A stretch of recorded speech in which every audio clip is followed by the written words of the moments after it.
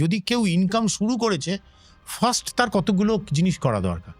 1 নম্বর হচ্ছে, যিনি income start করেছেন তাকে প্রথমেই তার দরকার হচ্ছে একটা টার্ম ইন্স্যুরেন্স করা। Term insurance is a pure insurance, যেটা লাইফ কভারেজ দেবে।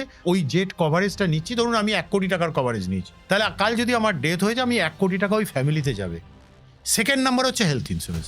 ওয়েলদি পিপলকে পুয়ার করে দিতে পারে একটা হেলথ ইন্স্যুরেন্স না থাকাটা। ভারতবর্ষের বেশিরভাগ ক্ষেত্রে মধ্যবিত্ত দরিদ্র হয়েছে চিকিৎসা খরচা, হসপিটাল খরচাতে। একদম ঠিক তাই।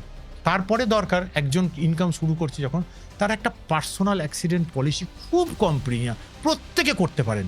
যে আমি রাস্তাঘাটে ঘুরছি, যেখানে খুশি যেতে হচ্ছে, আমাকে বাইক চালাতে হচ্ছে, গাড়ি চালাতে, আমি ওগুলো চালাচ্ছিও না, আমার রাস্তায় তো যেতে হচ্ছে, রাস্তায় তো যে কোনো অ্যাক্সিডেন্ট হতে পারে। তো ধরুন আমার একটা অঙ্গ বাদ গেছে, তার জন্য আলাদা কভারেজ আছে, সেটা পাওয়া যাবে। এবার আমাকে যদি 10 দিন 1 মাস বাড়িতে রেস্ট নিতে হয়, ওখান থেকে আমি চিকিৎসা করে এসেছি, এবার আমার তো স্যালারি দেবে না, উইদাউট পে হয়ে গেছি, আমি ওখান থেকে টাকা পাবো। তারপরে কি করা দরকার? একটা এমার্জেন্সি ফান্ড।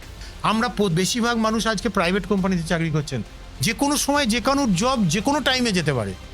সেই পিরিয়ডটায় তার ইএমআই থাকলে সেটা চলবে কি করে?